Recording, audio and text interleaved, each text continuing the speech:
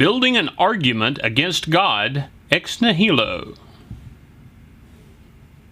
Patricia Churchland doesn't have a soul.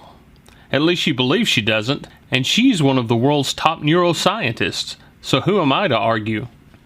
What many people think of as their consciousness and as their conscience is nothing more than a series of circuits and chemicals in the brain, Churchland believes. Or at least, that's what the circuits and chemicals in her brain are having her believe she believes. Churchland appeared on the Colbert Report a few years ago to promote her book, Touching a Nerve, The Self as Brain. When host Stephen Colbert asked if she had ever read a certain book called the Bible, she replied, "Little bits and pieces." "You really don't understand the world completely yet," Colbert said. Of course, Colbert was in his ultra-conservative, Bible-thumping character and was going for the joke. But he is a devout Catholic in real life, so some of his medulla oblangatas were probably sincere. Churchland's argument that there is no soul is based solely on the scientific observation that circuits and chemicals cause us to think and emote. But she has no way of proving an outside creator didn't allow for the development of those circuits and chemicals, allowing us to have a physical means in a physical world to do our thinking and emoting. Think about it. Emote about it if you must. Once you have done so, you might realize that a supposed scientific conclusion that there is no God doesn't even follow the scientific method. It actually claims to have reached a final conclusion, a no-no, on a claim that cannot be empirically tested or falsified, more no-nos, and is not based on controlled, repeated experiments. Yet another no-no. Scientists of late have taken on an evangelistic zeal in fighting off what they perceive to be anti-science religionists. Some of their criticisms are well-founded. The young Earth creationist Ken Ham, for instance, isn't doing any favors to the pro-God side of the debate when he says the universe was created in 6 24-hour days about 6,000 years ago. He also believes dinosaurs coexisted with humans. So let's put him aside. If you agree with him, you'll always agree with him, and there's no point debating. My concern lies more with those of a scientific bent who are convinced beyond a shadow of a doubt there is nothing that exists if science itself cannot prove its existence. That's heresy. Not against religion, but science. In a Salon.com article, Greta Christina laid out 4 reasons she believes, quote, intelligent design falls flat. Despite the headline, Christina is not simply arguing against the idea that the universe was created by God, but against the possibility there is any higher being at all. Christina makes compelling arguments for evolution, but not a single one against the existence of a divine being. It's impossible to prove a negative. There is absolutely no way of knowing there isn't a God standing outside of this existence. She may well be right and there is no God, but she can no more prove it through scientific argument than Ken Ham can prove the age of the earth through theology. Riddle me this. What am I holding in my hand? I'll give you 3 guesses. Heck, I'll give you 3 Googleplexes of guesses. If I never open my hand, you'll never know whether you guessed right. It's entirely possible that God could create a universe and leave no fingerprints. There's no denying that. You might think such a higher being was mean or uncaring, but there's no way to know for certain unless he opens his hand and shows you. But no religion I know of thinks God is like that. Most believe he cares about something and has some sort of control over it.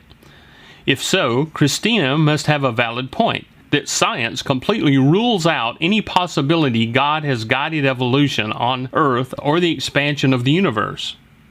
Not necessarily. A few years ago, I wrote an essay in which I attempted to harmonize predestination and free will. It's mostly irrelevant to this conversation except for the concept of counterfactual creations. A God could indeed consider all possible universes and choose to actualize only one, the one in which we live. If this God has infinite knowledge, it is no problem for him to imagine every single possible universe, then choose to actually create the one that he wants to happen. He's essentially given all his creations free will, but he's determined which of all his theoretical creations he's going to actually call into existence. In that sense, he has predetermined all their decisions. In some of these potential universes, the laws of nature might have been radically different. Others might have been very much like our own, but life evolved completely differently, or not at all. The fact that God cared about who or what came into being and chose to bring the universe in which we live into existence shows what he cared about and what he wanted to happen.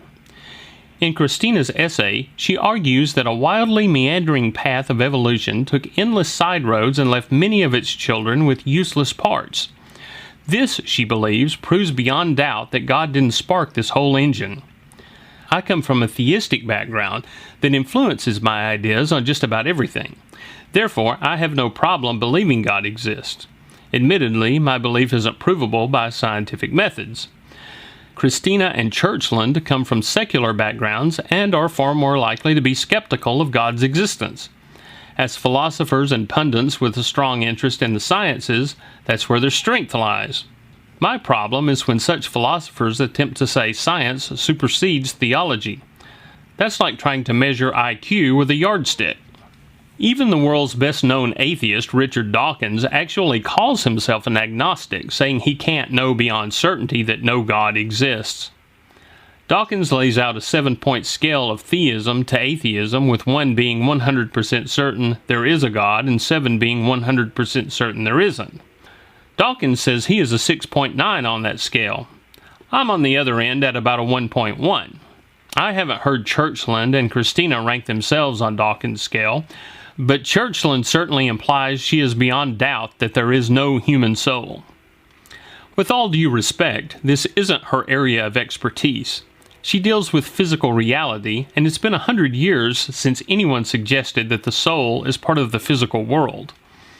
The soul, rather, is a theological point of argument. Discussion of the soul should be left in the hands of theologians and theistic philosophers, even armchair ones. To say science trumps theology is as ridiculous as to say the opposite, or that orange juice trumps a Corvette. If scientists, or better put, those who idolize them, can use their expertise to say there is no soul or no God, then theologians should be allowed to weigh in on superstring theory. I'm a person who loves science and theology, but as a 2-time college dropout, once from a public university and once from a Bible college, I don't claim any expertise in either field. But I do love reading about both because the subjects give me a sense of awe and wonder about how this whole thing ticks. But the attempt by those who place science over any other ways humans have sought to seek out truth is a cultural appropriation of persons of faith. It makes me wonder if they aren't jealous of something. Today's episode originally appeared as an essay on the Clyde Fitch Report and is used by permission. Check out the Clyde Fitch Report at ClydeFitchReport.com, the crossroad of arts and politics. Thanks for listening to the Syncopator Familius podcast. Copyright 2019 Pharaoh's Drawers Productions. You can download my free ebook, The Beatitudes and Other Spiritual Lessons from Everyday Life, at smashwords.com.